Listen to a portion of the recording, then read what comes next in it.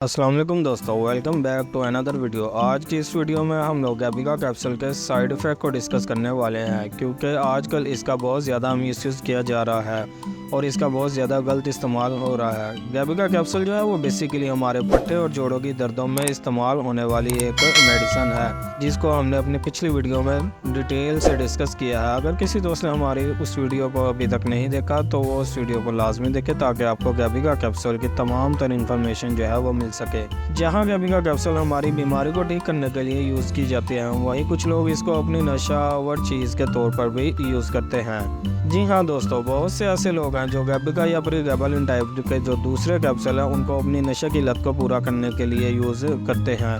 और ये लोग ना सिर्फ इसकी मैक्सिमम डोज को यूज़ करते हैं, इनफैक्ट ये एक दिन में इसकी इन्हीं डोजेस को कई बार रिपीट भी कर लेते हैं, जिसकी वजह से इनके गुर्दे ख़राब होने के चांसेस बढ़ जाते हैं और बुरी तरह डैमेज होने के चांसेस बहुत ज़्यादा बढ़ जाते हैं।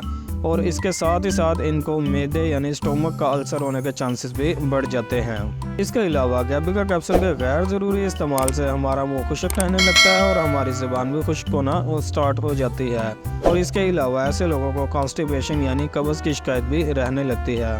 वक्ती तौर पर तो ये मेडिसिन आपको सुकून दे सकती है और आगे चलकर यही मेडिसिन आपके लिए जानलेवा साबित हो सकती है और आप इसकी एडिक्शन में बुरी तरह जकड़े जा सकते हैं। और साथ ही मैं उन लोगों को भी वार्न करना चाहूँगा जो गैबिका या फिर इस तरह की जो दूसरी मेडिसिन है उसको विदाउट डॉक्टर परमिशन यूज़ करते हैं। और कई बार तो कुछ ऐसी मेडिसिन सिर्फ दोस्त अहबाब के कहने पर ही इस्तेमाल करना शुरू कर देते हैं, जिनका उन्हें खुद से पता भी नहीं होता, और बगैर अपने डॉक्टर के इल्म में लाए हुए इस तरह की मेडिसिन को सेल्फ मेडिकेशन के तौर पर स्टार्ट कर देते हैं।